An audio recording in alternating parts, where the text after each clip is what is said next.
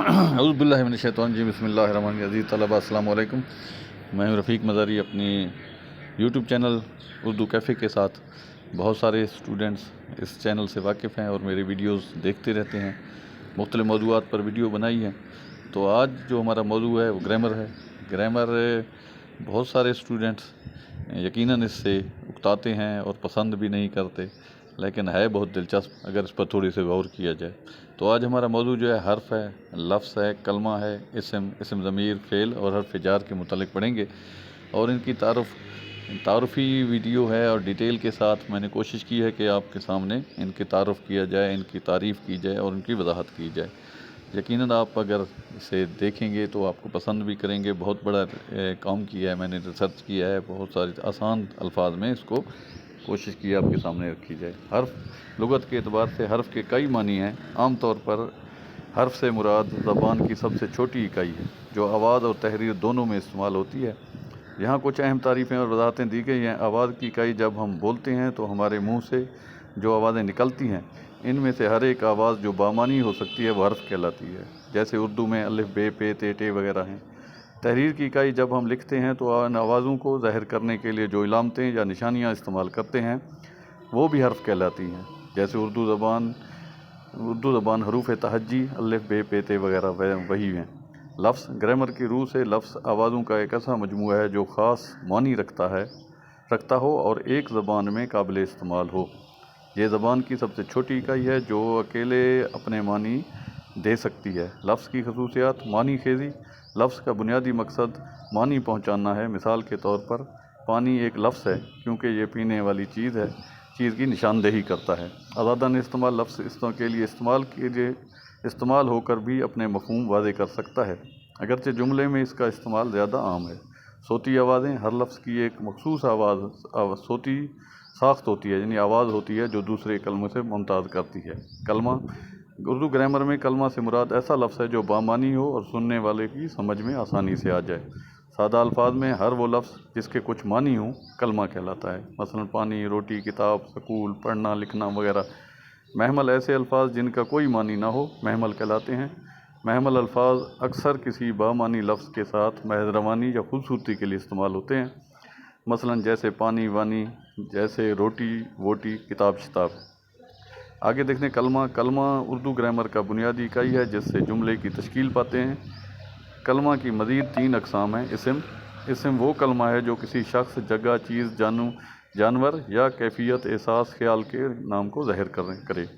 یہ زبان کی ایک بنیادی اکائی ہے جس کے ذریعے ہم دنیا کی ہر موجود یا غیر موجود شے کی شناخت کر سکتے ہیں۔ اسم کی تعریف کے کچھ اہم نکات ہیں۔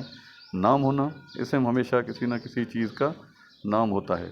یہ نام کسی ٹھوس چیز کا بھی ہو سکتا ہے جیسے کتاب، اور کسی غیر ٹھوس چیز کا ہو سکتا ہے جیسے محنت، محبت وغیرہ۔ اسم کی مثالیں: اشخاص کے نام، جگہوں کے نام، چیزوں کے نام، جانوروں کے نام، کیفیات، احساسات، خیالات کے نام۔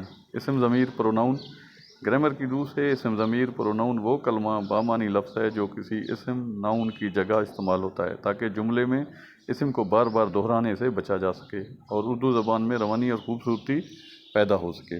سادہ الفاظ میں یہ الفاظ جو کسی نام اسم کی جگہ لے لیتا ہے اسم ضمیر کہلاتا ہے۔ اسم ضمیر کی کچھ مثالیں دیکھیں، مثلا احمد ایک اچھا لڑکا ہے، احمد روز اسکول جاتا ہے، احمد محنت سے پڑھتا ہے۔ اس جملے میں احمد کا بار بار آنا غیر فطری اور جملے کو بے لطف اور بے کیف بنا دیتا ہے۔ اگر ہم اسم ضمیر کا استعمال کریں تو یہ جملہ یوں ہو جائے گا: احمد اچھا لڑکا ہے، وہ روز اسکول جاتا ہے، وہ محنت سے پڑھتا ہے۔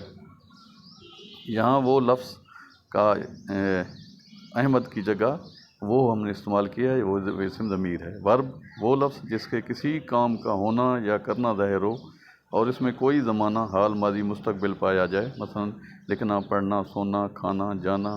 وہ لکھتا ہے زمانہ حال ہے، میں نے کھایا زمانہ ماضی ہے، وہ کھائے گا زمانہ مستقبل ہے۔ ابھی حروف جار کو دیکھتے ہیں۔ پریپوزیشن کہتے ہیں اردو گرامر میں پریپوزیشن کو حروف جار یا حرف ربط کہا جاتا ہے۔ وہ الفاظ جو کسی اسم، ناؤن یا پروناؤن کا تعلق جملے کے دوسرے الفاظ، خاص طور پر فعل، ورب یا کسی اور اسم کے ساتھ ظاہر کرے۔ یہ الفاظ عموماً اسم یا اسم ضمیر سے پہلے آتے ہیں اور ان کے مقام، وقت، سمت طریقہ یا وجہ کو واضح کرتے ہیں۔ آسان الفاظ میں حروف جار وہ چھوٹا لفظ ہے جو ہمیں بتاتا ہے کہ کوئی چیز کہاں ہے، جگہ کب ہوئی ہے، وقت کس سمت جا رہی ہے، سمت استعمال ہوتا ہے۔ مثالیں اس کی دیکھیں، پر کتاب میز پر ہے، جگہ ہے، میں وہ کمرے میں ہے، جگہ ہے، سے اس نے قلم سے لکھا، ایک ذریعہ ہے، کو علی نے کتاب دی، مقصد ہے، کے لیے یہ تحفہ آپ کے لیے مقصد ہے، تک میں شام تک گھر پہنچ جاؤں گا، اوپر نیچے آگے پیچھے گھر کے نیچے یہ باغ، یہ سب جگہ پروناؤن ہے۔ اردو میں کچھ حروف جار ایسے آتے ہیں جنہیں جب کچھ الفاظ کے ساتھ مل کر استعمال ہوتے ہیں، جیسے کہ، اوپر کے، نیچے وغیرہ، یہ اردو جملوں میں ربط و وضاحت کے لیے استعمال ہوتی ہیں۔ مذکر جینڈر ہیں، مسکولن اینڈ فیمینن۔ اردو میں اسما کو جنس کے لحاظ سے دو اقسام میں تقسیم کی جاتی ہیں۔ مذکر نر کے لیے استعمال ہونے والا ہے اسم ہے، جیسے لڑکا، باپ، شیر وغیرہ۔ مؤنث مادہ کے لیے استعمال ہوتا ہے، جیسے لڑکی، ماں، شیرنی وغیرہ۔ واحد جمع، سنگولر، پلورل۔ اسما کی تعداد کے لحاظ سے تقسیم: واحد جب کوئی اسم ایک چیز کو ظاہر کرے، جیسے کتاب، لڑکا، کرسی۔ جمع جب کوئی اسم ایک سے زیادہ چیزوں کو ظاہر کرے تو اسے، جیسے کتاب، لڑکیاں وغیرہ۔